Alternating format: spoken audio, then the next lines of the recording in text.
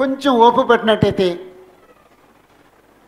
గంటసేపు కాకుండా కొంచెం తగ్గిస్తాను టైము, త్వరగా ముగించేస్తానండి.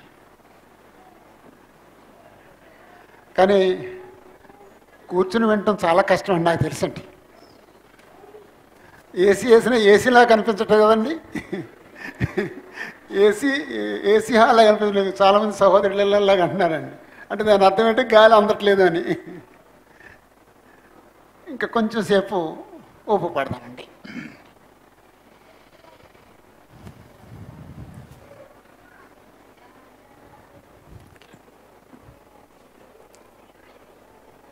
రెండో కొరింథీ 5వ అధ్యాయం, 2 కొరింథీ 5వ అధ్యాయం 10వ వచనం. 2 కొరింథీ 5వ అధ్యాయం 10వ వచనం.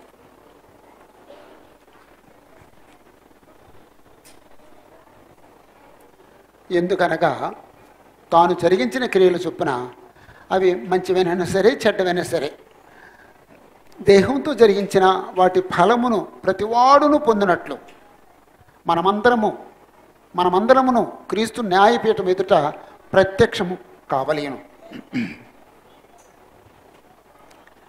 తాను జరిగించిన క్రియలు చొప్పున అవి మంచివైనా సరే చెడ్డవైనా సరే దేహంతో జరిగించిన వాటి ఫలమును ప్రతి వాడును పొందినట్లు మనమందరమును క్రీస్తు న్యాయపీఠం ఎదుట ప్రత్యక్షము కావలేను. అది తీర్పుకు సంబంధించిన వచనం. ఈరోజు మనం చెప్పుకునేది అంచె తీర్పు. అంచె తీర్పు అంటే ఆఖరిది. ఇక తర్వాత తీర్పులు ఉండవు. ఆఖరి తీర్పు గురించి మాట్లాడుకుంటున్నాం. అంతకుముందు తీర్పులు ఎప్పుడైనా జరిగినాయండి? ఎన్నో తీర్పులు జరిగినాయండి. ఇప్పుడు నోవహు కాలంలో జలప్రళయం వచ్చింది. అది తీర్పేనా? తీర్పే. సొదొమ గొమొర్రా పట్టణాలని దేవుడు అగ్ని గండకాలతో కాల్చేశాడు. అది తీర్పేనా? తీర్పే.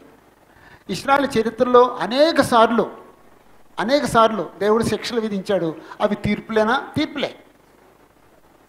మన జీవితంలో ఎన్నో తీర్పులు జరిగినాయండి. మనం గ్రహించమండి. మన జీవితంలో ఎన్నో తీర్పులు జరిగినాయండి. ఎన్నో శిక్షలు విధించబడ్డాయి. అవన్నీ తీర్పులేనండి. మనకు తెలిసినవి కొన్ని, తెలియనివి ఎక్కువ. కానీ తీర్పులు జరుగుతూనే ఉన్నాయి. కానీ ఒక రోజున ఆఖరి తీర్పు జరగబోతుంది. దాన్ని అంచె తీర్పు అంటారండి. ఏదండి దాని ప్లేస్ ఏదండి? యేసుప్రభు రెండోసారి వచ్చిన తర్వాత, చనిపోయిన వాళ్ళు మృతులు అక్షయగా లేపబడిన తర్వాత, సజీవులుగా ఉండే వాళ్ళు మహిమ శరీరం ధరించి వెళ్ళిన తర్వాత, ఈ భూమి ఆకాశం అందరు కూర్చోాలండి కాలిపోయిన తర్వాత అప్పుడు జరుగుద్దండి. అది దాని ప్లేస్ అండి. అంచేత అంచె తీర్పు అనేది ఉంది. అంచె తీర్పును దేవుడు యేసుప్రభుకు అప్పగించారండి. ఇక్కడ క్రీస్తు న్యాయపీఠం ఎదుట మనం ప్రత్యక్షం కావాలేను. క్రీస్తు న్యాయపీఠం ఎదుట అన్నారంటే యేసుప్రభు తీర్పు తీరుస్తారని. యోహాను సువార్తలో తండ్రి కుమారుడికి అప్పగించాడు అనే మాట ఉందండి. యోహాను సువార్త 5వ అధ్యాయం 22-23 వచనాలు. యోహాను సువార్త 5వ అధ్యాయం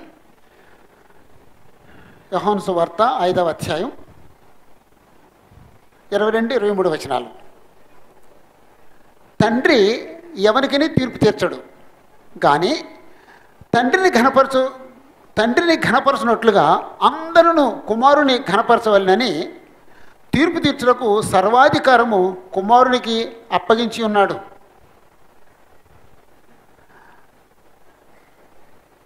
తండ్రిని ఘనపరచునట్లుగా అందరూ కుమారుని ఘనపరచవలనని తీర్పు తీర్చుటకు సర్వాధికారము కుమారునికి అప్పగించి ఉన్నాడు. తీర్పు తీర్చుటకు సర్వాధికారము కుమారునికి అప్పగించి ఉన్నాడు.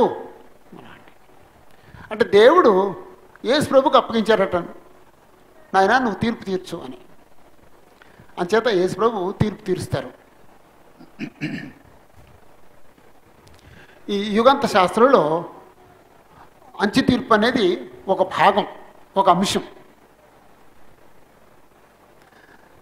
ఎవరు తీర్పు తీరుస్తారు? ఎవరు తీరుస్తారంటే యేసుప్రభు తీర్పు తీరుస్తారు, మనుషులందరికీ తీర్పు తీరుస్తారు. అయితే దేవుని తీర్పులు న్యాయమైనవి. ఆయన న్యాయాధిపతి, ఆయన అన్యాయం చేయడు. ఆయన తీర్పు ఎలా ఉంటుందంటే న్యాయంగా ఉంటుంది. అంటే తీర్పు సంబంధించి న్యాయము అన్యాయము అనే మాట ఎందుకు వాడుతున్నామంటే, ప్రపంచంలో కొంతమంది ధర్మశాస్త్రం కింద ఉన్న వాళ్ళు ఉన్నారు, కొంతమంది ధర్మశాస్త్రం లేని వారు ఉన్నారు, కొంతమంది క్రొత్త నిబంధన కాలంలో ఉన్నారు. ఇప్పుడు బాగా ఏజెన్సీకి ఇంకా దూరం వెళ్ళిపోతే అసలు వాళ్ళకి అసలు ఏమీ తెలియదండి. కొంతమంది ఉంటారు కదా అన్నటువంటి ఏమీ తెలియని వాళ్ళు, అసలు బట్టలు కట్టుకుంటూ కూడా తెలియని వాళ్ళు ఉంటారండి. మరి వాళ్ళ సంగతి ఏంటండి? వాళ్ళు మనసాక్షిని బట్టి. కాబట్టి దేవుడు ఎంత న్యాయం ఏంటంటే, ధర్మశాస్త్రం ఉన్న వాళ్ళేమో ధర్మశాస్త్ర ప్రకారంగా తీర్పు తీరుస్తాడు, ధర్మశాస్త్రం లేని వారిని ధర్మశాస్త్రం లేకుండా తీర్పు తీరుస్తాడు, సువార్త తెలిసిన వారిని సువార్త ప్రకారంగా తీర్పు తీరుస్తాడు, ధర్మశాస్త్రం క్రొత్త నిబంధన ఏమి తెలియని వాళ్ళని వాళ్ళ మనసాక్షిని బట్టి తీర్పు తీరుస్తాడు. దేవుడు అంత న్యాయవంతుడండి. ఒకసారి ఒక ఆయన తల్లి మతశాఖలో చనిపోయిందండి. ఈయన క్రీస్తు సంఘంకి వచ్చాడు. ఇప్పుడు ఈయనేమో క్రీస్తు సంఘస్థులు పరలోకానికి వెళ్తారని బోధిస్తాడండి. తల్లి ఏమో మతశాఖలో చనిపోయింది. ఇప్పుడు వాళ్ళ అమ్మని సేవ్ చేసుకోవాలండి. ఆయన పడ్డ బాధలు తంటాలు ఇంతంత కాదండి, అక్కర్లేదండి. దేవుడు న్యాయవంతుడు. నా తల్లికి సంగతులు ఏం తెలియవు, ఏది న్యాయమో అది దేవుడు చేస్తాడు అంతేనండి. అంతే తప్ప దాని కొరకు గడ్డి కరవక్కర్లేదండి. అది నీ అజ్ఞానం. నువ్వు గడ్డి కరవడం అంటే నీ అజ్ఞానం, అక్కర్లేదు. అప్పుడు నా తల్లికి అప్పుడు ఆ కాలంలో నా తల్లికి బోధించబడలేదు. ఆమెకు తెలిసిందని బట్టి దేవుడు ఏం చేస్తాడో నాకు తెలియదు. దేవుడు న్యాయం చేస్తాడు అంతే. అలా విడిచిపెట్టేయాలి తప్ప సొంతంగా ఏం చేయడానికి ట్రై చేయకూడదండి. ఓకే. కాబట్టి దేవుని యొక్క తీర్పులు న్యాయమైనవి. ఈ రోమపత్రికలో ఆ విషయాలు చాలా బాగా చెప్పాడండి. దేవుడు ఎలాంటివాడో చెప్పాడు, ఆయన తీర్పులు ఎలాంటివో చెప్పాడు. 1 నుంచి 16 వరకు మీరు ఇంటికి వెళ్తే చదువుకోండి. 2వ వచనంలో దేవుని తీర్పులు సత్యమును అనుసరించినవి, దేవుని తీర్పు సత్యమును అనుసరించినదే అన్నాడండి. అంటే దేవుడు సత్యాన్ని బట్టి తీర్పు తీరుస్తాడు అన్నాడండి. 5వ వచనంలో 3వ లైన్లో దేవుని న్యాయమైన తీర్పు బయలుపరచబడును, దేవుడు న్యాయంగా తీర్పు తీరుస్తాడు. 6వ వచనంలో ప్రతివానికి వాని క్రియలు చొప్పున దేవుడు ప్రతిఫలం ఇస్తాడు అన్నాడండి. 11వ వచనంలో దేవునికి పక్షపాతం లేదు, పక్షపాతం లేకుండా దేవుడు తీర్పు తీరుస్తాడు. 15వ వచనంలో మనసాక్షి కూడా సాక్ష్యం ఇచ్చి ఉండగాను, అంటే మనసాక్షిని బట్టి తీర్పు తీరుస్తాడు. 16వ వచనంలో దేవుడు నా సువార్త ప్రకారము యేసుక్రీస్తు ద్వారా మనుషుల రహస్యములను విమర్శించే దినమున ఎలాగో జరుగును, సువార్త ప్రకారంగా తీర్పు తీరుస్తాడు. అలాగండి. అంటే దేవుడు ఎంత న్యాయవంతుడంటే అంత న్యాయవంతుడండి, మనం ఊహించనంత. ప్రస్తుతం మన విషయానికి వస్తే న్యాయ వ్యవస్థ అంటే ఎవరికి అనకూడదేమో, కానీ ఎవరికీ నమ్మకం లేదండి కదండి. ప్రస్తుతం ఎవరికీ నమ్మకం లేదండి. ఎవరన్నా ఉంటే కొంతమంది ఉంటారేమో, లా చదివిన వాళ్ళు కూడా లేదండి. ఇక్కడ రికమెండేషన్లు ఉంటాయండి.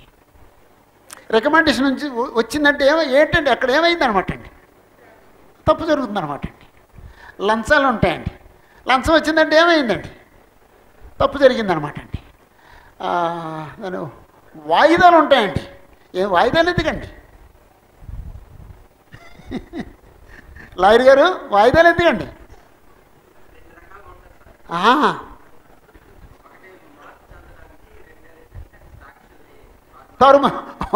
అబ్బా మార్పులు చేయటానికి, మార్పు చెందడానికి కాదు, మార్పులు చేయటానికి తారుమారు లాయర్ గారండి ఆయన. కానీ ఇవన్నీ ఆలోచిస్తే ఆ న్యాయ వ్యవస్థ మీదే నమ్మకం పోద్ది కదండి. ప్రస్తుతం డాక్టర్ల మీద నమ్మకం పోయిందండి. టెస్ట్ రాస్తే అమ్మో టెస్ట్ కమిషన్ కోసం రాస్తున్నాడు తప్ప నా జబ్బు తెలుసుకుంటా కాదనుకుంటారండి మనుషులు. అంత దారుణం అయిపోయిందండి. సువార్థికుల మీద కూడా నమ్మకాలు పోయినాయండి, పోతున్నాయండి మనుషులకి. ఇక్కడ సువార్థికుడు ఇంటికి వస్తే మాకు వాక్యం చెప్పడానికి, మా కుటుంబం ప్రార్థన చేయడానికి అనుకుని మంచి డబ్బుల కోసం వస్తున్నాడని చెడ్డ పేరు వచ్చేస్తుందండి. వ్యవస్థలన్నీ పాడైపోతున్నాయండి. ముఖ్యంగా న్యాయ వ్యవస్థ గురించి మాట్లాడుకుంటున్నాం. న్యాయ వ్యవస్థ పాడైపోయిందండి. కానీ అక్కడ రికమెండేషన్లు ఏమైనా ఉంటాయండి? లంచాలు ఏమైనా ఉంటాయండి? ఉండవండి. పోస్ట్పోన్మెంట్స్ ఏమైనా ఉంటాయండి? వాయిదాలు ఏమైనా ఉంటాయండి? మరి ఒక్కరోజు 2 రోజులు నాకు తెలీదు, అయిపోతాయి అంతేనండి, సెటిల్ అయిపోతాండి అంతేనండి, సెటిల్ అయిపోతుంది అంతేనండి. అది న్యాయం తీర్చడండి. ఇక పోస్ట్పోన్మెంట్లే ఉండవండి. అయితే మనకు ముఖ్యమైన సంగతి ఏమిటంటే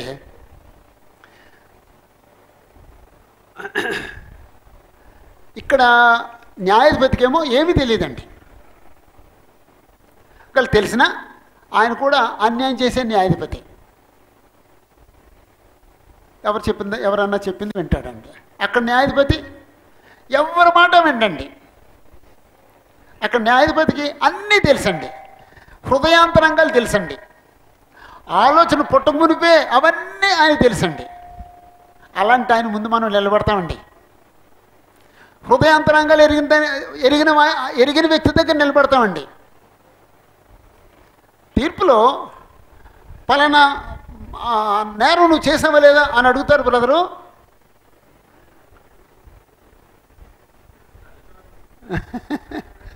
అక్కడండి, ఇక్కడ కాదు, అక్కడ నువ్వు ఆ నేరం చేసావా లేదా అని అడుగుతారండి. అడగరండి. నువ్వు ఆ నేరం చేసావు నీకు తెలుసు, ఆ నేరం చేసావు నాకు తెలుసు, నీకు శిక్ష విధిస్తాను అంతే. అంత తప్ప ఇక అక్కడ నువ్వు చేసావా లేదా, అది సాక్షులు ఎవరున్నారు, చేయలేదంట రుజులేంటి, చేసావంట రుజులేంటి, ఏమక్కర్లేదండి.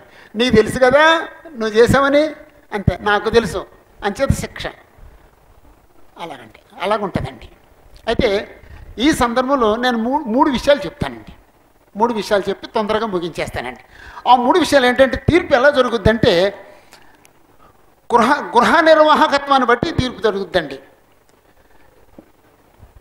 లూకా సువార్త 16వ అధ్యాయంలో, లూకా సువార్త 16వ అధ్యాయంలో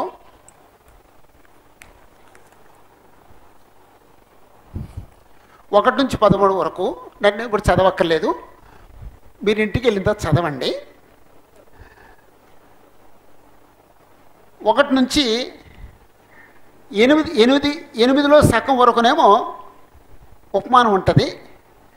8 సగం నుంచి 13 వరకునేమో దాని వివరణ ఉంటుంది. యేసువే ఇచ్చిన వివరణ ఉంటుంది. ఓకే, ఎవరో గృహ నిర్వాహకుడు ఉన్నాడట, లేకపోతే ఓ ధనవంతుడు ఉన్నాడు, ఆయన యెహోవా దేవుడు. ఆ ధనవంతుడి దగ్గర ఓ గృహ నిర్వాహకుడు ఉన్నాడు. ఇతనేదో మిస్చీఫ్ చేస్తున్నాడని తెలిసింది. అప్పుడు యజమాని ధనవంతుడు గృహ నిర్వాహకుడిని పిలిచి, నువ్వు నాకు లెక్కలు అప్పగించు అన్నాడండి. గృహ నిర్వాహకుడు అంటే మేనేజర్, యజమాని కాదు. యజమాని దగ్గర పనిచేసి మేనేజర్. ఇలాంటి మేనేజర్ చాలామంది ఉంటారు. ఒక్కొక్క డిపార్ట్మెంట్కి ఒక మేనేజర్ ఉంటాడు. అప్పుడు ఒక మేనేజర్ని పిలిచి నువ్వు నాకు లెక్కలు అప్పగించు అంటాడు. అంటే యజమాని ఎప్పుడైనా లెక్కలు అడుగుతాడు కదండి. యజమాని ఎప్పుడైనా లెక్కలు అడుగుతాడు. కాబట్టి గృహ నిర్వాహకుడు ఏం చేయాలి, మేనేజర్ ఏం చేయాలి, ఎప్పుడు లెక్కలు ఇవ్వడానికి సిద్ధంగా ఉండాలండి. అడిగితే ఈయన తప్పులు జరిగినాయి. ఇప్పుడు తప్పులు నిరూపించబడిన తర్వాత ఆ యజమాని ఏం చేస్తాడంటే ఉద్యోగులను తీసేస్తాడు. ఉద్యోగులను తీసేస్తే ఇంతవరకు మేనేజర్గా ఉండి సుఖపడినోడు పారతవ్వగలడా, కష్టపడి పని చేయగలడా, చేయలేడు. భిక్షం ఎత్తగలడా, ఎత్తలేడు. అప్పుడు ఏం చేశాడంటే అతను యుక్తిపరుడు లేకపోతే తెలివిగలడు. అతను ఏం చేశాడంటే యజమాని దగ్గర అప్పు తీసుకున్న ఒక వ్యక్తి దగ్గరికి వెళ్ళాడు. 5వ వచనంలో, నువ్వు మా యజమానికి ఎంత ఇవ్వాలని అడిగాడు. అప్పుడు అన్నాడు 100 మణుగులు నూనె ఇవ్వాలి అని చెప్పాడు. అప్పుడు నీ చీటి తీసుకురామని చెప్పేసి అని నోట్ ఏదో ఉంటుంది కదండి, దాని మీద 50 మణుగులు అని రాశాడండి. ఎవరికి లాభం జరిగిందండి? ఎవరికి లాభం జరిగింది? ఇప్పుడు ఆ అప్పు తీసుకున్న వాళ్ళు లాభం జరిగింది. ఎవరికి నష్టం జరిగిందండి? యజమానికి నష్టం కలిగింది. తర్వాత ఇంకొక అతని దగ్గరికి వెళ్ళాడు. నువ్వు నా యజమానుడికి ఎంత ఇవ్వాలన్నాడండి. వాడేమన్నాడంటే 100 తూములు గోధుమలు ఇవ్వాలి నేను అన్నాడండి. నీ చీటి తీసుకురా అన్నాడండి. 80 అని రాశాడండి. ఇప్పుడు ఎవరికి లాభం జరిగిందండి? అప్పు తీసుకున్నవాడికి లాభం జరిగింది, యజమానికి నష్టం జరిగింది. ఎందుకు యజమానికి నష్టం కలుగు చేస్తున్నాడంటే ఇతను ఎందుకు యజమానికి నష్టం కలుగు చేస్తున్నాడు? ఉద్యోగం పోయిన తర్వాత వీళ్ళు ఈ లాభం కలిగిన వాళ్ళు ఏమైనా కొంచెం సహాయం చేస్తారేమో అని చేస్తున్నారు. పాయింట్ అర్థమైందండి? పాయింట్ గమనించారండి? తన ఉద్యోగం పోయిన తర్వాత అయ్యా ఏదది 100 ఒక్క నిమిషం 100 మణుగులు నూనె అనేదానికి నువ్వు 50 మణుగులు అని రాసావు, నాకు చాలా లాభం కలుగు చేసావు, ఏదో కొంచెం నువ్వు ఆమె కొంచెం తీసుకో అంటాడని చేశాడండి. ఈ సంగతి యజమాని తెలిసిందండి. యజమాని తెలిస్తే 8వ వచనంలో, అన్యాయస్తుడైన ఆ గృహ నిర్వాహకుడు యుక్తిగా అంటే తెలివిగా నడుచుకున్నాడని యజమానుడు వాణ్ణి మెచ్చుకొనెను. అంటే అక్కడ మెచ్చుకుంటాం అంటే మంచి పని చేసామని మెచ్చుకుంటాం కాదు, చాలా తెలివిగా ప్రవర్తించాడు వీడు అని మెచ్చుకున్నాడటండి. తెలివిగా ప్రవర్తించాడు కదండి, ప్రవర్తించాడండి. అప్పుడు ఎవరు చెప్పారండి ఉపమానాన్ని? యేసుప్రభువే చెప్పారండి. యేసుప్రభువే చెప్పారండి. అప్పుడు యేసుప్రభు అంటారు, వెలుగు సంబంధుల కంటే ఈ లోక సంబంధులు తమ తరంలోటి చూడగా యుక్తిపరులు అన్నారు. వెలుగు సంబంధులు అంటే ఎవరండి? నాకు ఎవరైనా వెలుగు సంబంధులు చూపించండి. మనమే. ఎవరు వెలుగు సంబంధం? మనమే. మనకంటే ఎవరు తెలివిగా ఉన్నారటండి? లోక సంబంధులు తెలివిగా ఉన్నారటండి. ఎవరు చెప్పారండి? యేసుప్రభు చెప్పారండి. ఏ విషయంలో? భవిష్యత్ విషయంలో. భవిష్యత్ విషయంలో లోకంలో ఉన్నవాళ్ళే తెలివిగా ఉన్నారటండి, మనం తెలివి తక్కువగా ఉన్నామటండి. అది అంటే తర్వాత నిరూపించాడు, ఎలాగో నిరూపించారండి. లోకస్తులు భవిష్యత్తు కొరకు ఏం చేస్తారు? లోకంలో ఉన్న వాళ్ళందరూ కూడా భవిష్యత్తు కోసం ఏం చేస్తారు? డబ్బులు బ్యాంకులు వేసుకుంటారు. బ్యాంకులు వేయరండి, ఎఫ్డీలు చేసుకుంటారు అనుకుంటాను. తెలివి తక్కువ వాళ్ళండి బ్యాంకులు వేసుకునేవాళ్ళు. ఎఫ్డీలు చేసుకుంటే తెలియగలండి. ఎల్ఐసి చేసుకుంటారు, బంగారం కొనుక్కుంటారు, స్థలాలు కొనుక్కుంటారు, ఇల్లు కొనుక్కుంటారు. వాళ్ళకి ఫ్యూచర్ ప్లాన్స్ ఉంటాయండి. మనకి మేము ఇల్లు కడుతున్నాం, మేము బ్యాంకులు వేస్తున్నాం అనకండి. మనం అక్కడ బ్యాంకులో డబ్బులు వేయాలండి. అది తెలుగుగలోటి పని. అంటే యేసుప్రభు ఏమంటారంటే ఈ లోకంలో ఉన్నవాళ్ళు భవిష్యత్తు కోసం డబ్బులు దాన్ని ఏమంటారు ఇన్వెస్ట్ చేస్తున్నారు, కానీ వీళ్ళకి సంబంధించిన ఎవరు డబ్బును ఇన్వెస్ట్ చేయట్లేదు అని వాళ్ళే తెలుగుగలోళ్ళు అన్నారండి. అంటే మనం చేయవలసింది ఏంటో మనం చూద్దామండి. ఓకే, 9వ వచనంలో అన్యాయపు సిరి వలన మీరు స్నేహితులను సంపాదించుకోండి. అన్యాయపు సిరి అంటే డబ్బులు, మన దగ్గర ఉండే డబ్బులు అన్యాయపు సిరి. ఈ డబ్బులతో స్నేహితులను సంపాదించుకోండి. ఎందుకంటే ఆ సిరి మిమ్మల్ని వదిలిపోయినప్పుడు వారు నిత్యమైన నివాసులు మిమ్మల్ని చేర్చుకుంటారు. అప్పుడు స్నేహితులు సంపాదించుకుంటే అంటే ఎవరండి స్నేహితులు? నిత్య నివాసంలో చేర్చుకునే స్నేహితులు ఎవరండి? దేవుడు, యేసుప్రభు. కాబట్టి నీ దగ్గర ఉన్న డబ్బులతో యేసుప్రభుతో స్నేహం సంపాదించుకో, దేవుడితో స్నేహం సంపాదించుకో అంటున్నాడండి. దేవుడికి ఎలా డబ్బులు ఇస్తాం మనం? బీదలను కనికరించేవాడు యెహోవాకు అప్పిచ్చేవాడు. బీదలను కనికరిస్తే మనం యెహోవాకు డబ్బులు ఇచ్చినట్టండి. క్రీస్తులో ఉన్న బీదలకు మనం ఆర్థిక సహాయం చేస్తే యేసుప్రభుకి ఇచ్చినట్టండి. అది చివరిలో చూద్దామండి. కాబట్టి మనం దేవుడితో సహవాసం చేయొచ్చా? చేయగలమా? ఇప్పుడు చేయగలమండి. బీదలకు మనం సహాయం చేసినప్పుడు దేవుడని యెహోవాకు అప్పిచ్చినట్లు లెక్కండి. యెహోవాకు మనం ఒప్పిస్తే వడ్డీ బాయిదాలతో తీర్చేస్తాడండి, ఆయన గ్యారెంటీకి తీర్చేస్తాడండి. యేసు ప్రభువుకు మనం భోజనం పెడితే మనకు ప్రతిఫలం ఇస్తాడండి. కాబట్టి ఈ భూమి మీద ఉండగానే వెలుగు సంబంధం లేని మనం దేవుడికి ఇచ్చే అవకాశం, యేసు ప్రభువుకి ఇచ్చే అవకాశం ఉంది. అది చెప్పారండి. మిక్కిలి కొంచెంలో నమ్మకంగా ఉండేవాడు ఎక్కువలోనూ నమ్మకంగా ఉండను. మిక్కిలి కొంచెంలో అన్యాయంగా ఉండేవాడు ఎక్కువలోనూ అన్యాయంగా ఉంటాడు. 10 పైసల్లో మనం అన్యాయంగా ఉంటే 10,000లో కూడా అన్యాయంగా ఉంటాం. 10 పైసల్లో కరెక్ట్గా ఉంటే 10 లక్షలు ఇచ్చినా కరెక్ట్గా ఉంటాం. అంతే తేడండి. అన్యాయస్తుడు అన్యాయంగానే చేస్తాడు, న్యాయంగా ప్రవర్తించాడు, న్యాయంగానే ప్రవర్తిస్తాడు. కాబట్టి మీరు అన్యాయస్తుడి విషయంలో నమ్మకంగా ఉండని ఎడల సత్యమైన ధనము ఎవరు మీ వశం చేయను. పరుల సొమ్ము విషయంలో మీరు నమ్మకంగా ఉండని ఎడల మీ సొంతమైనది మీకు ఎవడిచ్చును. మీరు ఎవరైనా ఒకరు స్టేజ్ మీదకి రండి, చేతిలో డబ్బులు ఉన్నవాళ్ళు రండి, ఎవరైనా ఒకరు పైకి రండి, స్టేజ్ మీదకి రండి. ఎవరైనా రావచ్చు,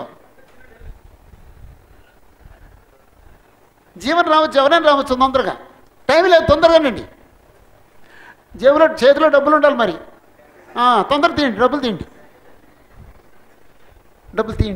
ఇక్కడ రండి, చూపించండి డబ్బులు. అమ్మో చాలా ఉన్నాయండి, పట్టుకోండి. ఈ డబ్బులు ఎవరయ్యండి?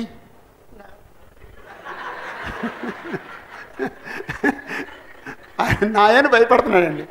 మిమ్మల్ని అడుగుతాను, ఈ డబ్బులు ఎవరివండి?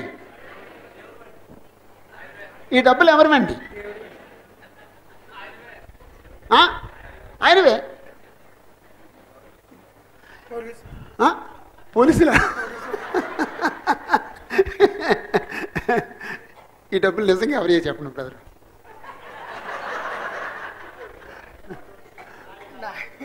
అవును, మీయే. ఒక్క నిమిషం ఉండండి, ఈ వచ్చిన చూస్తాను. మళ్ళీ ఒకసారి వచ్చిన చదువు. మీరు పరుల సొమ్ము విషయంలో నమ్మకంగా ఉండని ఎడల మీ సొంతమైనది మీకు ఎవడిచ్చును. ఈ వచనాన్ని బట్టి ఈ డబ్బులు ఎవరమండి? అమ్మాయ్యా, ఆయన కూడా అర్థమైపోయింది. ఈ డబ్బులు దేవుడివండి. ఈ డబ్బులే కాదండి, మీ దగ్గర ఎన్ని కోట్లు ఉన్నా సరే అవి దేవుడివే. మీ దగ్గర ఎన్ని కేజీలు బంగారం ఉన్నా సరే దేవుడిదే. మీ దగ్గర ఎన్ని కేజీలు వెండున్నా దేవుడిదే. మీకు ఎన్ని అంతస్తులు బిల్డింగులు ఉన్నా అవన్నీ దేవుడివే. ఓకే, చివరికి ఒక ప్రశ్న వేస్తానండి, మరి మీ డబ్బులు వేయండి, ఇవి దేవుడివి, మీ డబ్బులేవి? పరలోకంలో ఉన్నవి మీవండి. పరలోకంలో ఎలా డిపాజిట్ చేస్తారు మీరు? మీరు బేదలకు ఇస్తే ఆ డబ్బులు నీకు 10 రూపాయలు ఇచ్చాననుకోండి, ఆ 10 రూపాయలు మీ అకౌంట్లో పడతాయండి.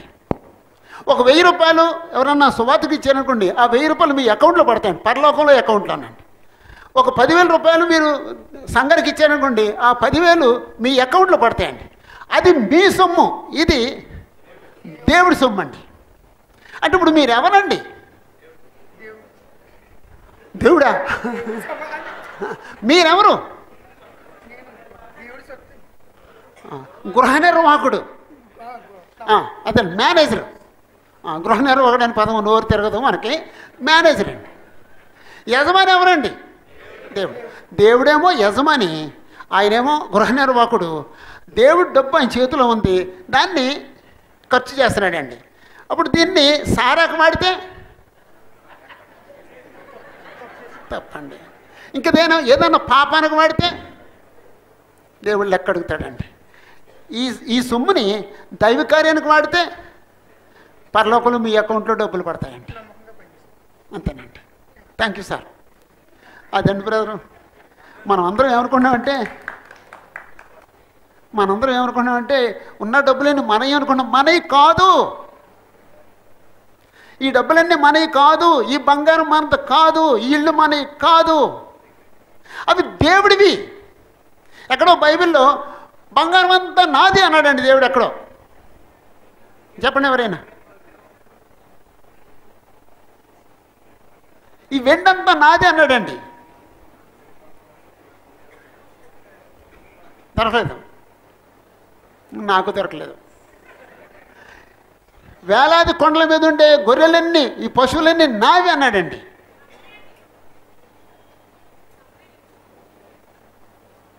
నిలబడి చెప్పామా అరవద్దమ్మా? హగ్గయి 2వ అధ్యాయం 8వ వచనం. కూర్చోండమ్మా. హగ్గయి 2:8 చదవండి.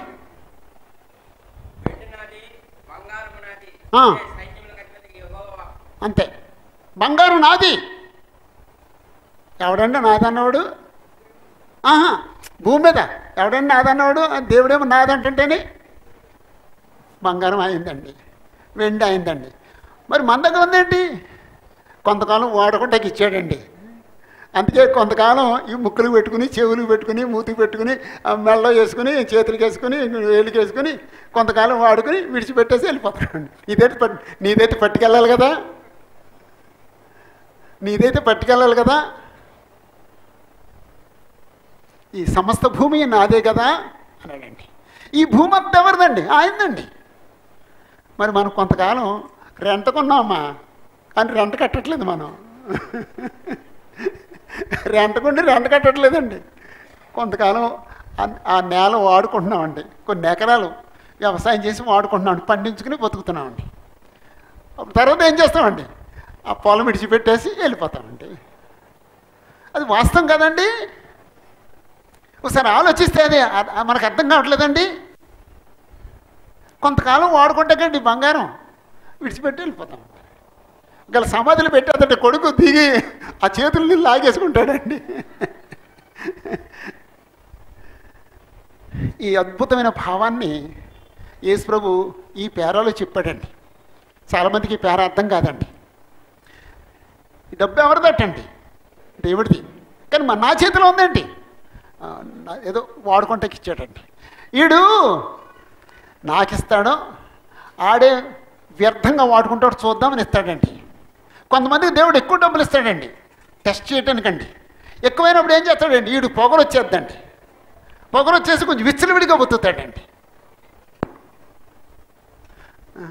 డబ్బులు ఎక్కువ ఇచ్చాడంటే ఎక్కువ పరీక్ష పెట్టాడు అనమాట అండి. ఎక్కువ మన దగ్గర నీతిని ఎక్స్పెక్ట్ చేస్తున్నాడు అనమాట అండి. జాగ్రత్త అండి. తర్వాత వచ్చిన కూడా చదివి ముందుకెళ్ళిపోదామంట. మీరు పరుల సొమ్ము విషయంలో నమ్మకంగా ఉన్న ఎడల మీ సొంతది మీకు గమనిస్తాడు. మన దగ్గర ప్రస్తుతం ఉన్న డబ్బును మనం సరిగా సద్వినియోగం చేసుకుపోతే పరలోకంలో మన ధనాన్ని దేవుడు మనకివ్వడటండి. తర్వాత ఎవడనూ ఇద్దరు యజమానులను సేవింపలేడు. ఒకరిని ద్వేషించి ఒకరిని ప్రేమించును, లేక ఒకరిని అనుసరించి ఒకరిని తృణీకరించును. మీరు దేవునికిని సిరిని సేవింపలేరు అన్నాడండి. రైట్. ఇక్కడ దేవుడేమో సార్వభౌముడు అంటే రాజాదిరాజు. సార్వభౌముడు అంటే ఆయనకు పైన ఇంకొక రాజు ఉండడు. ఆయన్ని సార్వభౌముడు అంటారండి. ఎవరన్నా పిచ్చోడు అనుకుంటాడు, ఆ సార్వభౌముడు అనే మాట బైబిల్లో ఉందంటే ఈయన వాడిస్తాడు అంటాడండి. ఉందండి బైబిల్లో. తెలుగు బైబిల్లో లేదు, ఇంగ్లీష్ బైబిల్లో ఉందండి. అంటే ఇది భాష అండి.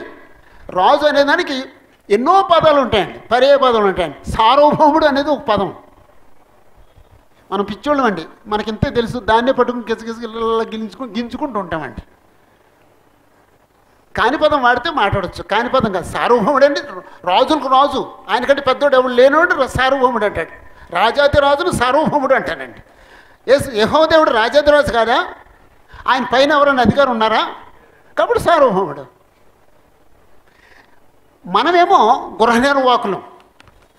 దేవుడు సార్వభౌముడు, మనం గృహ నిర్వాహకులం. అప్పుడు రాజుగారు లెక్కలు అడుగుతాడు. ఏ విషయాల్లో మన దగ్గర దేవుడు లెక్క అడుగుతాడండి? ఒకటి, మనకు దేవుడిచ్చిన కాలం విషయంలో లెక్క అడుగుతాడండి. ఈ టైం ఎవరిదండి? దేవుడిది. మనకేమో దేవుడిచ్చి, నాయన నువ్వు ఈ సమయాన్ని నాకు వినియోగించు అన్నాడండి. మనం ఎంత ఫూల్స్ అంటే, బ్రదరు మొన్న ఆదివారం ప్రార్థన లేటుగా వచ్చారండి, టైం సరిపోవట్లేదండి బ్రదరు. బుధవారం క్లాస్కి రాలేదండి, టైం లేదండి బ్రదరు. మరి ఏదో ప్రత్యేకమైన బైబిల్ తరగతి జరుగుతుంది. టైం లేదండి బ్రదరు, ఏదో కొంచెం సౌండ్ మారిందండి బాబు, టైం లేదు బ్రదరు, మొన్న ఏదో ఫంక్షన్ జరిగింది బ్రదర్ల ఇంట్లో, దానికి రాలేదు, టైం లేదండి బ్రదరు. ఈ మాట అనొచ్చండి? అసలు టైం లేదని పదం వాడొచ్చండి? వాడొచ్చమా? కానీ మనం అందరం వాడుతున్నాం కదండి, వాడుతున్నాం కదండి. వాడలేదా? మీరు వాడలేదా? ఓకే, అయితే మీరు వాడకపోతే మనలో చాలామంది వాడుతున్నామండి. వాడొచ్చండి ఆ పదాన్ని? ఎందుకు వాడకూడదండి? టైం లేకుండా తీసేస్తాడు, జాగ్రత్త అండి. అది భయంకరమండి. టైం లేదనకూడదండి. నాకు బుద్ధి లేదని చెప్పండి. నేను అడ్జస్ట్ చేసుకునేంత బుద్ధి లేదు నాకని చెప్పండి. అంతే తప్ప టైం లేదు అనకండి. అంతకంటే చెడ్డ పదం ఇంకోటి లేదండి. నేను బుద్ధిహీనుణ్ణి, నేను అజ్ఞానిని, నేను సమయాన్ని అడ్జస్ట్ చేసుకోలేకపోతున్నాను అని చెప్పండి. అంతే తప్ప టైం లేదు అనకండి. ఓకే, ఇంకా అక్కడ ఎక్కువసేపు ఉండద్దండి. ఈ దేహం విషయంలో మనం గృహనిర్వాహకులం. ఈ దేహం ఎవరిదండి? ఆయన్ని అడగవలసిందండి, నాది అంటాడండి ఆయన. ఈ దేహం ఎవరిదండి? దేవుడిదండి. ఎక్కడో ఉందండి బైబిల్ ఆ మాట. కొరింథీ పత్రిక 6వ అధ్యాయంలో 20వ వచనంలో ఉంటుందండి. ఈ దేహం విలువ పెట్టి కొనబడింది. దేవుడు కొనుక్కున్నాడు ఈ దేహాన్ని, లేదా యేసుప్రభు రక్తం ఇచ్చి కొనుక్కున్నాడు ఈ దేహాన్ని. ఈ దేహం మంద కదండి, దేవుడిది లేదా యేసుప్రభుది. నా ఇష్టం, నా ఒళ్ళు, నా ఇష్టం, నా దేహం అనకూడదండి. దేవునికి ఇష్టమైనట్టుగా ఈ దేహాన్ని వాడాలండి. ఈ ధనం చెప్పేసుకున్నాం. దేవుడు నీకు భార్యని ఇచ్చాడు, దేవుడు నీకు పిల్లల్ని ఇచ్చాడు.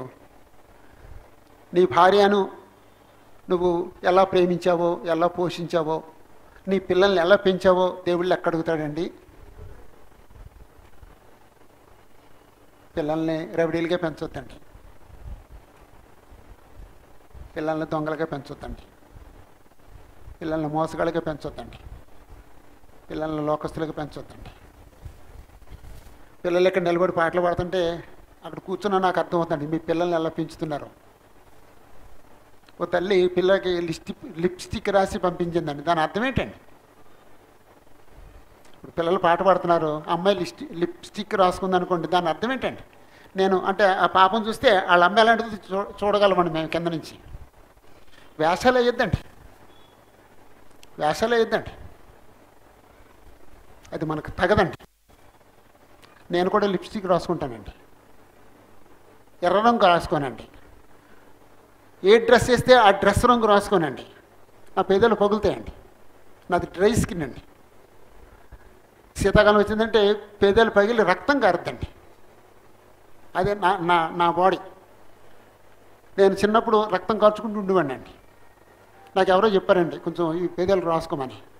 అప్పటి నుంచి బరువులను రాసుకుంటానండి. ఉదయం స్నానం చేసిన తర్వాత కొంచెం ఇంత బరువులను తీసుకుని పేదలు రాసుకుంటాను, అందుకు పగలట్లేదండి. రంగు ఏమైనా కనపడిందండి? ఏం కనపడలేదండి. అంచేత రంగులు రాయకండి. పేదలు పగిలిపోతే రాసుకోండి, కానీ రంగులు రాసి మనుషులను ఆకర్షించడం కోసం ప్రయత్నించకండి. లిప్స్టిక్లు రాసుకుని ఆరాధన రాకూడదండి, లిప్స్టిక్ రాసుకుని బైబిల్ క్లాసులు రాకూడదండి. తప్పండి. నీ పిల్లల్ని ఎలా పెంచుతున్నావో నీ స్వభావాన్ని పెంచుతావు. పిల్లలు ఇక్కడ నిలబడితే అమ్మ ఏంటో తెలుస్తుందండి, నాన్న తెలియలేండి, అమ్మాయి తెలుస్తుందండి. జాగ్రత్త అండి. నీ దేహాన్ని ఎలా వాడుతున్నావో దేవుడు లెక్క అడుగుతాడు. నీ డబ్బుని ఎలా వాడుతున్నావో దేవుడు లెక్క అడుగుతాడు. నీ కాలాన్ని ఎలా వాడుతున్నావో దేవుడు లెక్క అడుగుతాడు. నీ కుటుంబాన్ని ఎలా నడిపిస్తున్నావో దేవుడు లెక్క అడుగుతాడు. జాగ్రత్త అండి. అది తీర్పు తీర్చడం అంటేనండి. ఒకవేళ నేను అడిగాను అనుకోండి, అంటే ఎవరన్నా అడిగారు అనుకోండి, చాలా లెక్కలు చెప్తాం కదండి, మనం కథలు చెప్తామండి. యేసుప్రభు దగ్గర కూడా లెక్కలు చెప్తామండి. అదే ఏమిటాయి, రీజన్ చెప్తామండి. క్రీస్తు సంఘస్థులంటే పరిశుద్ధులు, క్రీస్తు సంఘస్థులంటే ప్రత్యేకించబడిన వాళ్ళు, క్రీస్తు సంఘస్థులంటే పవిత్రంగా బ్రతికేవాళ్ళు, క్రీస్తు సంఘస్థులంటే ఆత్మ సంబంధులు, శరీర సంబంధులు కాదు. జాగ్రత్త అండి. 2, ఎలా ఎలా ఎలా యేసు ప్రభు తీర్పు తీరుస్తాడు. మత్తయి సువార్త 25 అధ్యాయంలో, మత్తయి సువార్త 25 అధ్యాయంలో 14 నుండి 30 వరకు తలాంతుల గురించిన ఉపమానం. తలాంతుల ఉపమానం. దేవుడేమో యజమాని లేకపోతే రాజు, మనమేమో సేవకులు. ఆయన తలాంతులు ఇస్తాడు. ఆ తలాంతులను బట్టి దేవుడు తీర్పు తీరుస్తాడు. తలాంతులు కూడా అందరికీ సమానంగా ఇవ్వడం. ఒకరికేమో 5 తలాంతులు ఇస్తాడు, కారణం సామర్థ్యాన్ని బట్టి. ఒకరికి 2 తలాంతులు ఇస్తాడు, కారణం సామర్థ్యాన్ని బట్టి. ఒకరికి 1 తలాంతు ఇస్తాడు, కారణం సామర్థ్యాన్ని బట్టి. ఆయన దేశాంతరం వెళ్ళాడట, తిరిగి వచ్చాడు. అంటే కథ అండి, దేశాంతరం లేదు, ఏం లేదు, కథ అది.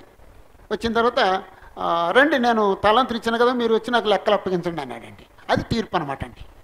5 తలాంతులు సంపాదించిన వ్యక్తి, 5 తలాంతులు తీసుకున్న వ్యక్తి ఏం చేశాడంటే, అయ్యా నువ్వు 5 తలాంతులు ఇచ్చావు, నేను వ్యాపారం చేశాను, ఇంకొక 5 తలాంతులు సంపాదించాను, ఇవిగోండి అన్నాడండి. అప్పుడు ఏమన్నాడండి అతనితో, ఫలా నమ్మకమైన మంచి దాసుడా, 21వ వచనం, అతని దాసుడు, అతని యజమానుడు, ఫలా నమ్మకమైన మంచి దాసుడా, నీవు కొంచెంలో నమ్మకంగా ఉంటివి,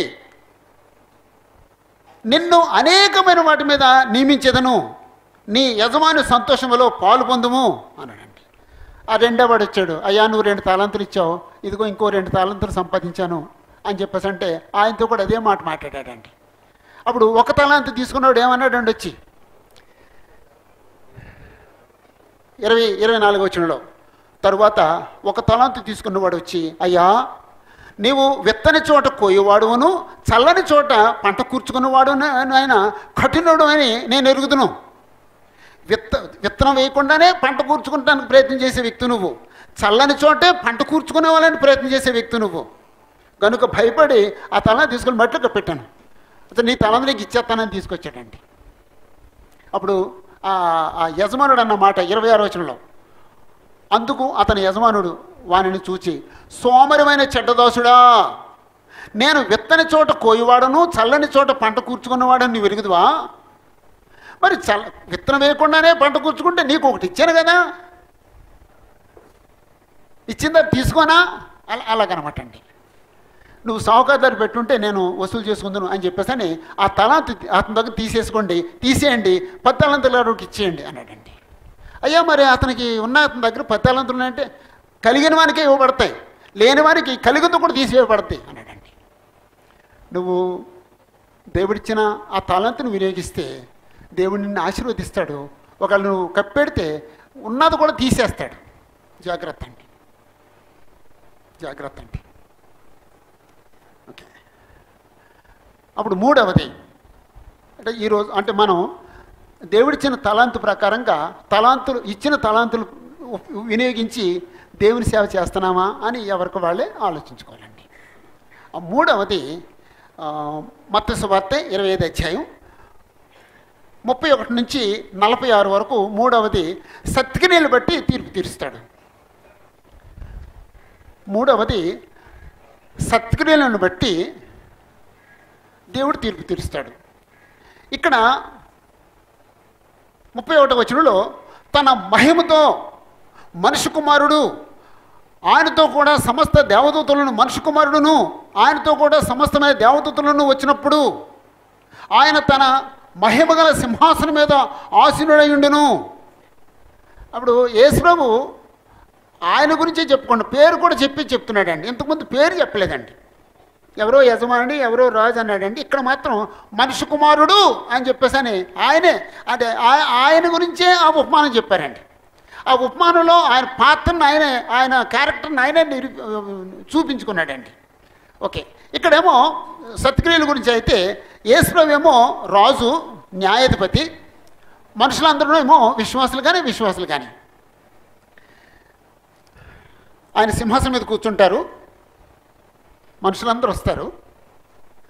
ఓ గొల్లవాడు గొర్రెల కాపరి సాయంకాలం గొర్రెలన్నింటినీ ఒక దొడ్లోను మేకలన్నింటినీ ఒక దొడ్లోను కట్టినట్టుగా ఆయన మనుషులందరినీ 2 భాగాలు చేస్తాడటండి. ఎన్ని భాగాలు ఉంటారు మనుషులు? 2 భాగాలేనండి. విశ్వాసి అవిశ్వాసి అంతేనండి. విశ్వాసి కాకుండా అవిశ్వాసి కాకుండా మధ్యని ఇంకొకడు ఉండడండి. 2 భాగాలేనండి. అప్పుడు విశ్వాసులందరినీ కుడి పక్కన నిలబెట్టాడండి. గొర్రెలు అన్నాడండి. విశ్వాసులేమో గొర్రెలు అన్నాడండి, అవిశ్వాసులనేమో మేకలు అన్నాడండి. అప్పుడు కుడి చేతి పక్కన ఉన్న వాళ్ళతో మాట్లాడుతూ 34వ వచనంలో రాజు తన కుడివైపున ఉన్నవారిని చూచి, నా తండ్రి చేత ఆశీర్వదించబడిన వారులారా రండి, లోకం పుట్టింది మొదలుకొని మీ కొరకు సిద్ధపరచబడిన రాజ్యాన్ని స్వతంత్రించుకోండి అన్నాడండి. ఎడం చేతి పక్కన ఉన్న వాళ్ళతో మాట్లాడుతూ 41వ వచనంలో అప్పుడు ఆయన ఎడమవైపున ఉండి వారిని చూచి, శపించబడిన వారులారా నన్ను విడిచి అపవాదికిని వాని దూతలకు సిద్ధపరచబడిన నిత్యాగ్నిలోని పొండి. రెండండి. కుడి పక్కన వాళ్ళతోనేమో నా తండ్రి చేత ఆశీర్వదించబడిన వారులారా అన్నాడండి, వాళ్ళు విశ్వాసులండి. ఎడం పక్కనేమో శపించబడిన వారులారా నన్ను విడిచి అపవాదికి వాని దూతలకు నిర్ణయించబడిన నిత్యాగ్నిలోని పొండి. రీజన్ చెప్తున్నాడండి. రీజన్ ఏంటంటే 35వ వచనంలో, నేను ఆకలి కొన్నాను మీరు నాకు భోజనం పెట్టారు, నేను దప్పు కొన్నాను మీరు నాకు దాహం ఇచ్చారు, నేను సరైన వస్త్రం లేనప్పుడు నాకు వస్త్రం ఇచ్చారు, నేను చెరసాల్లో ఉన్నప్పుడు నన్ను దర్శించారు, లేదా నేను రోగిగా ఉన్నప్పుడు నన్ను దర్శించారు అని చెప్పేసి అన్నాడండి. అప్పుడు కుడి పక్కన ఉన్న వాళ్ళు అంటున్నారు, ప్రభువా నువ్వు ఎప్పుడు ఆకలి కొనడం చూసి మేము నీకు భోజనం పెట్టాం అన్నాడండి. అప్పుడు ఏం చెప్పాడండి ఆయన? అల్పులైన ఈ నా సహోదరులకు మీరు చేశారు కాబట్టి నాకు చేశారు అన్నాడండి. దీన్ని బట్టి మనం నేర్చుకోవాల్సిన బోధ ఏమిటండి? క్రీస్తు యొక్క సంఘంలో బీదలైన సహోదరులు, ఆహారం లేకుండా ఉన్నవారు, వారికి మనం ఆహారం పెట్టగలిగితే అది ఎవరికి పెట్టినట్టండి? యేసుప్రభువుకు పెట్టినట్టండి. మనలో ఎవరింటికన్నా యేసుప్రభువే వచ్చి, డైరెక్ట్గా యేసుప్రభు వచ్చి, జాకబ్ నాకు కొంచెం ఆకలి వేస్తుందయ్యా కొంచెం భోజనం పెట్టంటే ఏం చేస్తాం? ద బెస్ట్ పెడతాం కదండి. విశాఖపట్నంలో దొరికే భోజనంలో ద బెస్ట్ ఏదో అది పెడతాడండి యేసుప్రభుకి, అవునా? ఓ పేదోడు వచ్చి అమ్మా ఆకలిస్తుందమ్మా అని చెప్పేసి అంటే అప్పుడేం చేస్తాం? మిగిలిపోయిన అన్నం, కుళ్ళిపోయిన అన్నం, పెంట మీద పాడేసి అన్నం పెడతాం కదండి. పెట్టమా? పెట్టరండి. కంపొచ్చి అన్నం పెట్టరండి. నిజమా? కంపొచ్చి అన్నం పెడతారేమనుకుంటున్నాను నేను. వాళ్ళు అడిగితే పెట్టరంటున్నారండి. పెట్టరండి. ఒకవేళ ఎవరన్నా పెడితే ఎవరికి పెట్టావు నువ్వు? ఆ కుళ్ళిపోయిన అన్నం, కంపు కొట్టి అన్నం, పెంట మీద పాడేసాను ఎవరు పెట్టావు? యేసుప్రభు పెట్టు, జాగ్రత్త. ఎవరైనా పేదలైన సహోదరులకు భోజనం పెడితే ద బెస్ట్ పెట్టు. ఇంకా యేసుప్రభు వచ్చి, అయ్యా బాగా చలిగా ఉంది నాకు, మీ దగ్గర ఏదన్నా కొంచెం శాలువా కానీ లేదా కొంచెం చలి కప్పుకుంటే ఏదన్నా ఇవ్వంటే ఏం చేస్తామండి? కొత్త దుప్పటి,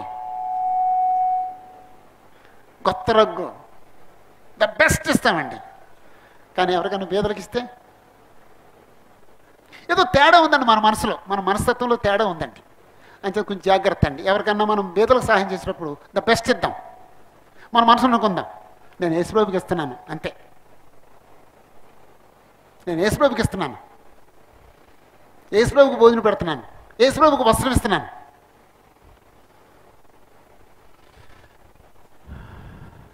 ఎవరైనా పేదలైన సహోదరులు సిక్ అయితే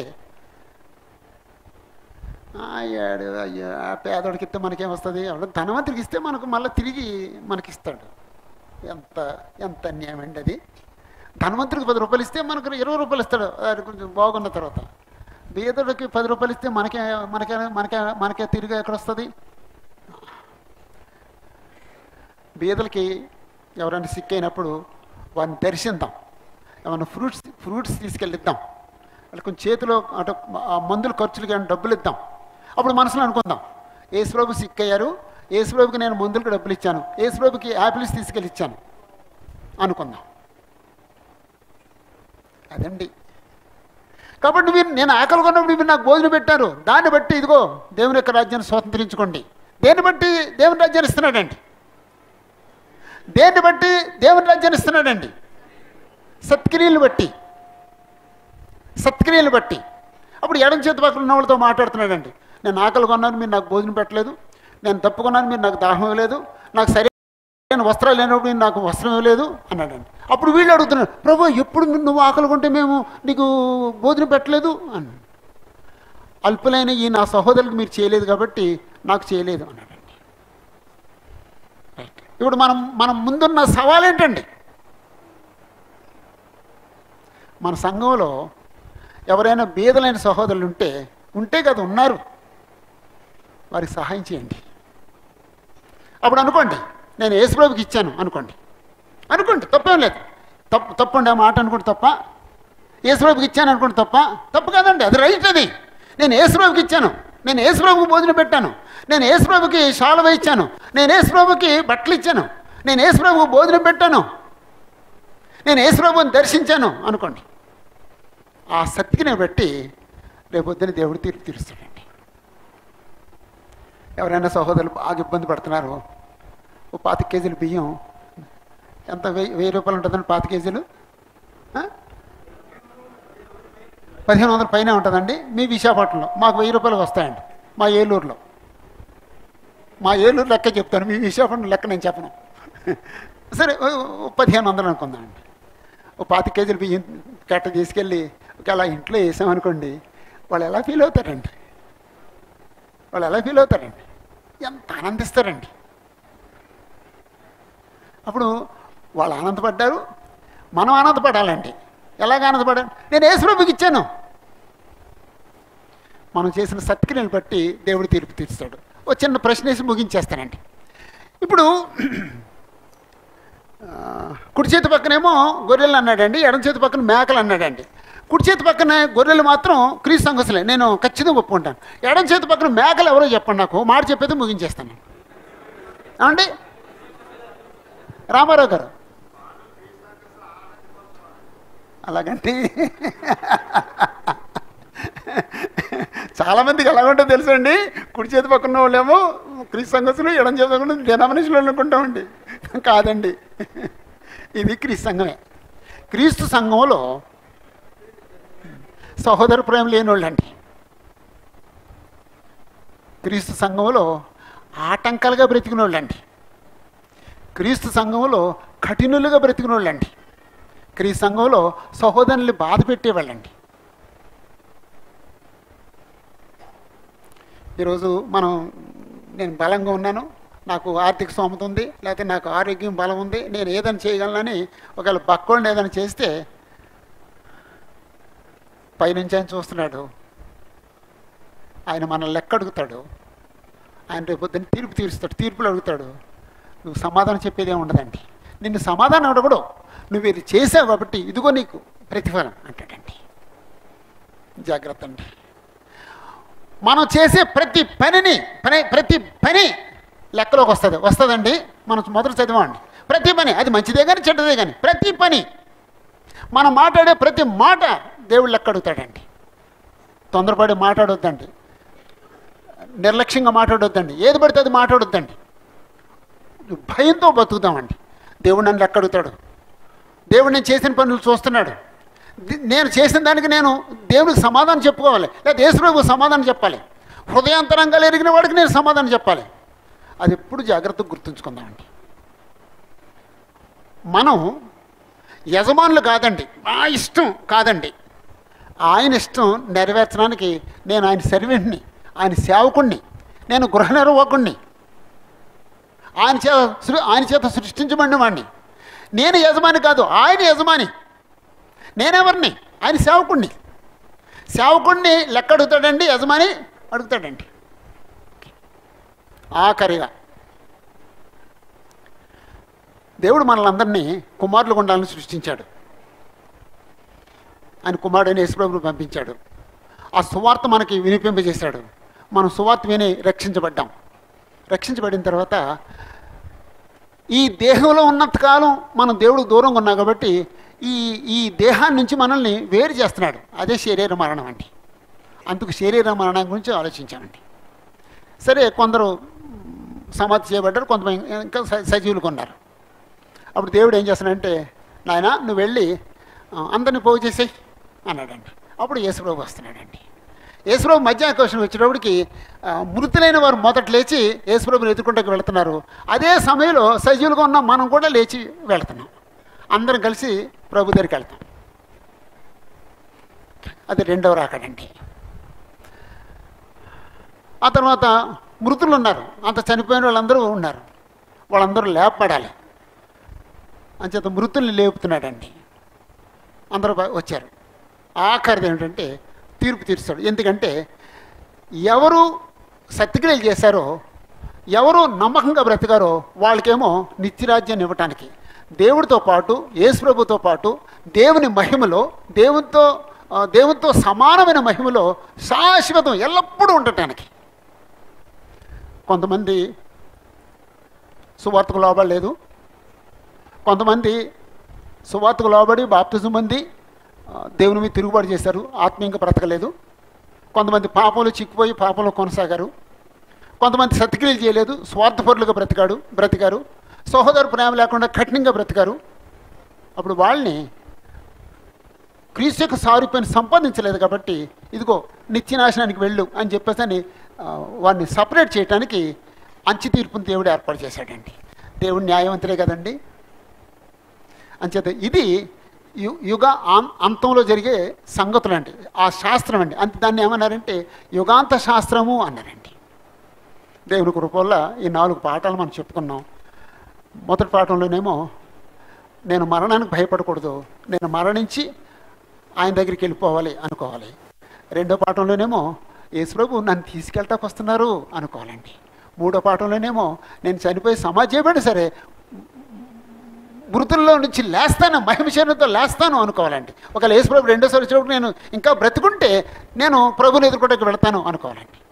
నాలుగో పాఠంలోనేమో దేవుడు నన్ను తీర్పు తీర్చారు కాబట్టి, యేసుప్రభు నాకు తీర్పు తీర్చారు కాబట్టి ఎప్పుడూ జాగ్రత్తగా ఉండాలి, ప్రతిదాని విషయంలోనే నేను జాగ్రత్తగా ఉండాలి అని నేర్చుకున్నానండి.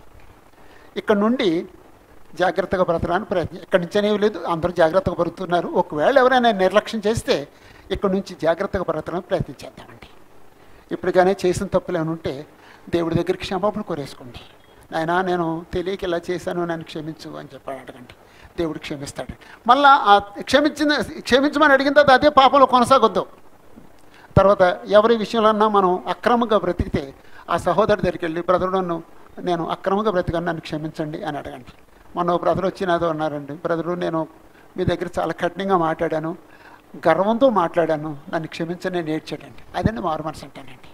నేను ఆయనతో పాటు ఏడ్చానండి. ఇద్దరం ఒకళ్ళొకళ్ళు కౌగు నుంచి నేర్చుకున్నామండి. అది చాలా తేలిగ్గా ఉందండి. అది బ్రతకండి, అది స్పిరిచువాలిటీ అండి. అది లోనుంచుకుని బ్రతకడం అది అసలు ఆత్మసంబంధ జీవితం కాదండి, అది నీచత్వం అండి. కాబట్టి వెంటనే సహోదరు దగ్గరికి వెళ్ళి బ్రదరు నీ విషయంలో నేను చాలా కఠినంగా ఉన్నాను, నన్ను క్షమించు అని చెప్పేసి అడగండి. ఇక్కడి నుంచి సమాధానంగా బ్రతకండి. అది క్రిస్టియానిటీ. ఇక్కడ దేవుడేముంటే, యేసుప్రభువుంటే, తీర్పేముంటే ఆయన ముందే నిలబడితే మనం చెప్పడానికి సమాధానం లేదు మన దగ్గర. జాగ్రత్త అండి. ఆత్మ సంబంధమైన జీవితాన్ని జాగ్రత్తగా కొనసాగించుకుందామండి. అందుకే భయంతోనూ వణుకుతోనూ దేవుడు మనకి ఇచ్చిన రక్షణను కొనసాగించుకోండి అన్నాడు. భయం ఉండాలండి, వణుకు ఉండాలండి, జాగ్రత్త ఉండాలండి. అలా బ్రతకడానికి అందరం ప్రయత్నించేద్దామండి. ఇంత గొప్ప మీటింగ్ ఏర్పాటు చేసిన మురళీనగర్లో ఉన్న క్రీస్తు యొక్క సంఘానికి నేను అభినందనలు తెలియజేస్తున్నాను, వారికి వందనాలు చెప్తున్నాను. దేవుడు మీకు ఇంతకంటే అత్యధికమైన దీవెనలు దయచేయాలని కోరుతున్నాను. ఎన్నో పనులు ఉండగా ఆ పనులన్నీ ప్రక్కన పెట్టి మీరందరూ క్లాస్కి వచ్చారంటే చిన్న విషయం కాదండి, మీరు త్యాగం చేశారండి. అంచేత మిమ్మల్ని అందరినీ మనస్ఫూర్తిగా అభినందిస్తున్నాను. మనందరి హృదయాల్లో ఈ వాక్యం ఫలించాలని నేను మనస్ఫూర్తిగా కోరుకుంటూ ముగిచ్చేస్తున్నాను. అందరికీ వందనాలండి.